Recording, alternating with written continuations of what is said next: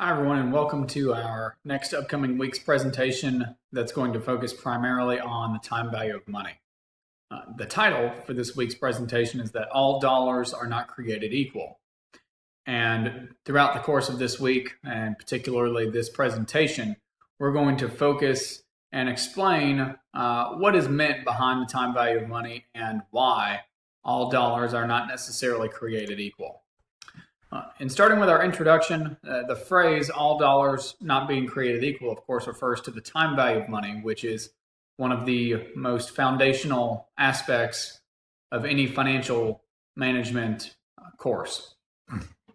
In looking at the concept of time value of money, it's important to acknowledge and recognize that money that is received or paid at some point in the future is not going to be as valuable as money received or paid today. There's an opportunity cost, as we've looked at in previous lessons and previous courses, associated with waiting for money. For example, if you were to receive $100 today, you have the ability to invest that and earn a rate of return, which we'll get into in later discussions. But to underscore the importance of the time value of money and why a dollar or a series of dollars is worth more today than it is in the future is because of the opportunity that you have and the ability that you have to earn a rate of return on that money.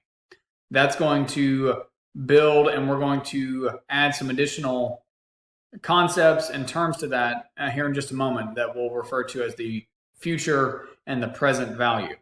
A dollar today, as we mentioned, can be invested to earn interest and thus will grow to a larger amount, further underscoring the importance of earning and acquiring dollars today versus dollars tomorrow. On the other hand, however, money paid out at a later date is more desirable than paying it now. We've looked at that in various accounting senses in terms of first in, first out, and things such as that. But looking at it from a purely financial standpoint and isolating it in this lens of time value of money, it's important to understand the differences between a present value and a future value. Time value of money techniques are going to be the primary tool that allows us to facilitate planning for future events, whether it's we are trying to plan for retirement, which is a common financial goal, a children's college fund, things such as that, or if we want to plan even a vacation. If we know we need to have some amount in the future, we can then begin to plan with how much money we need to set aside today in the present. The expenditures associated with these goals is going to occur and also be impacted by inflation. So when engaging in your time value of money techniques and equations, it's important to also not forget about inflation and factor that into your interest rate. That way, you're not building worthless investments. The amount invested is going to be impacted by the state of the economy, income, investment choices, as well as many other things that we will look at in later lessons. This week, we're just going to be focusing on time value of money in isolation. And as we do with other finance, economics, and accounting courses, we will then be able to add additional elements as we progress through the course. The two primary things within the scope of time value of money that we're going to look at is going to be first, compounding, which is going to be applicable to finding a future value. And then from there, we will transition into a concept known as discounting. Discounting is going to refer to and be associated with finding a present value. Oftentimes, people have a very easy time wrapping their head around this concept of compounding. We think of compound interest. When we think of compound interest, we typically envision an account that is building interest on top of interest for some future amount. So the concept of compounding comes somewhat naturally to many of us. With discounting, oftentimes many people have a harder time comprehending what this concept of discounting is.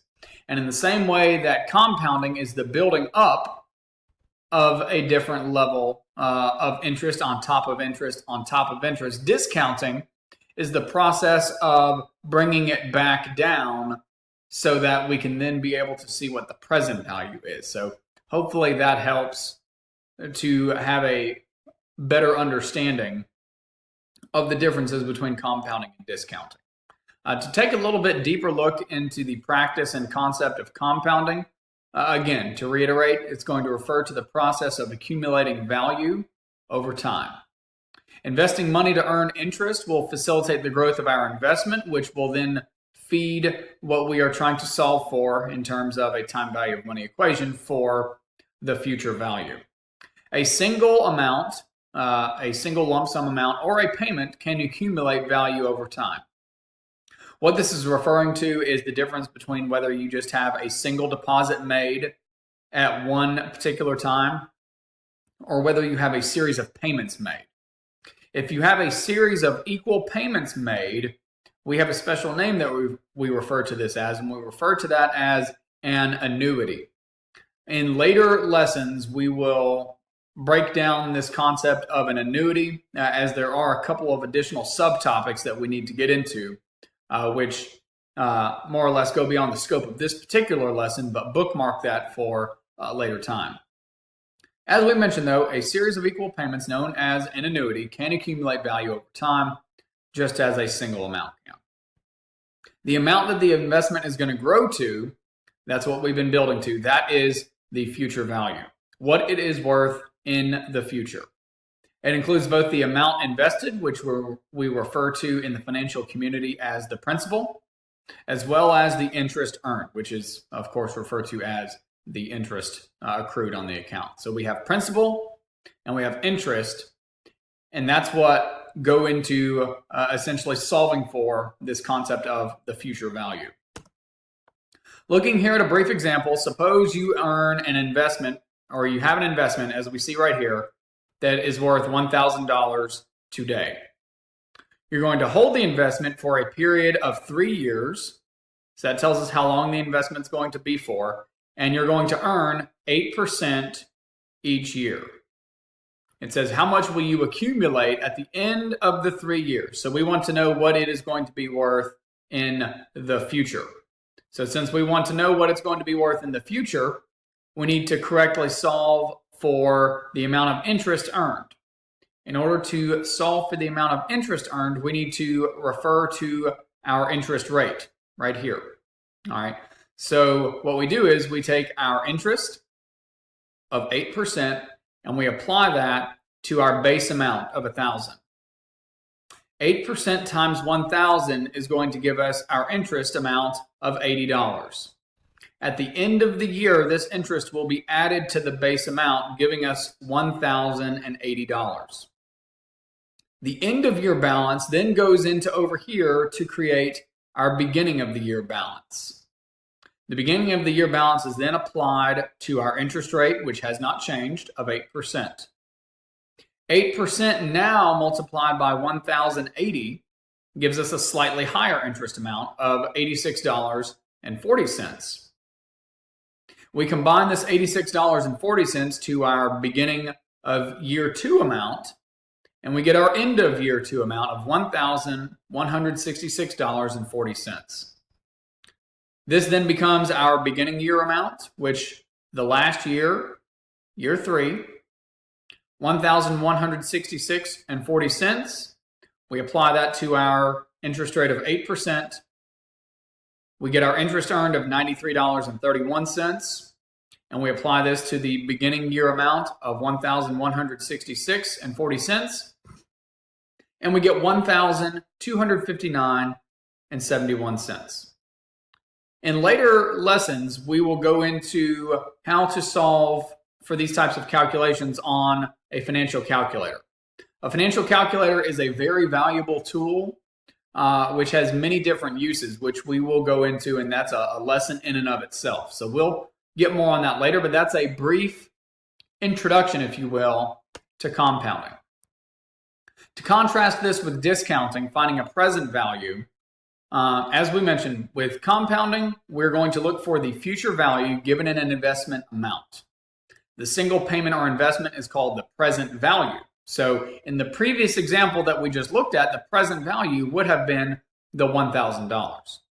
As with compounding, finding present values is going to be also useful in setting financial goals. And as in compounding, we can find the present value of a single payment or an annuity. And here you see an allusion, ALLUSION, an allusion to what we will be speaking about here in the lessons to come, an ordinary annuity and an annuity due. And that's going to impact the way that the interest is accrued on the account. But again, we'll get more on that at the appropriate time. Now, an additional component to TVM, we've talked about compounding, we've talked about discounting. There is a third component that is just as, if not more important, that we should spend some time discussing as well. And that's the scriptural component to time value of money. It's crucial that we keep the teachings of the New Testament in mind when considering all financial matters.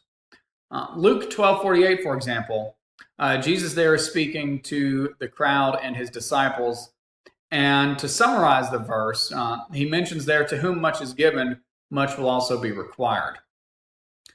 Regardless whether what station we have in life, we have all been abundantly blessed, especially in the country that we live in, and compared to the economic state of other countries. So regardless what station we may find ourselves in, I think you could relatively easily make the argument that we have all been given much.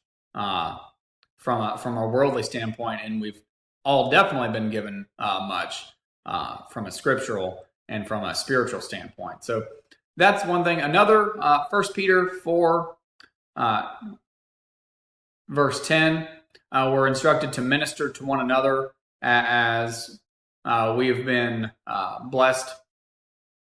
It's important to keep in mind that we're all good stewards of that which we've been entrusted with, as we see from Luke 12:48, admonishing us to be responsible with that which we've been given.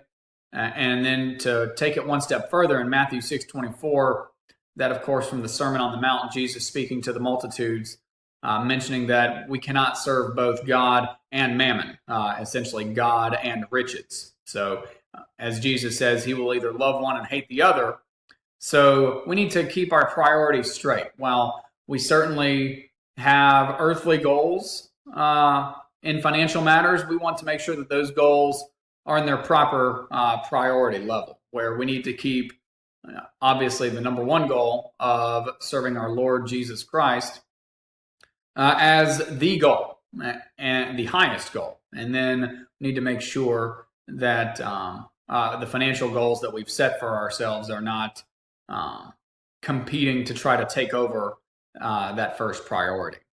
So those are some important things to also keep in mind, I think, with time value of money. And we'll expand on those a little bit throughout the remainder of the week, and we'll reinforce these throughout the weeks to come, as well as introduce some additional topics. But those are some things to keep in mind as we make our way through the course. Our discussion questions branch off of this, which we will be focusing on throughout the week.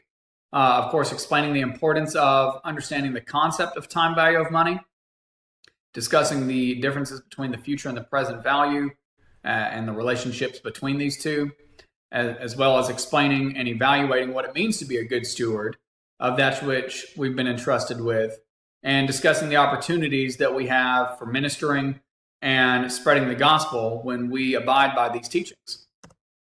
To conclude, the time value of money has several practical applications. Again, it can be used to determine both future and present amounts. And we can use this to also solve for an interest rate, an inflation rate, investment rates, compounding of money, number of periods, etc. And we'll focus on this in later lessons as well. And of course, there are many biblical perspectives beyond which we've discussed in our short time today that can be gleaned from these teachings as well. So I thank you all for your time. I appreciate your hard work in the class thus far, and I definitely look forward to our continued work together in the class. Thank you all for your hard work thus far, and I hope you have a great rest of your week. Thanks.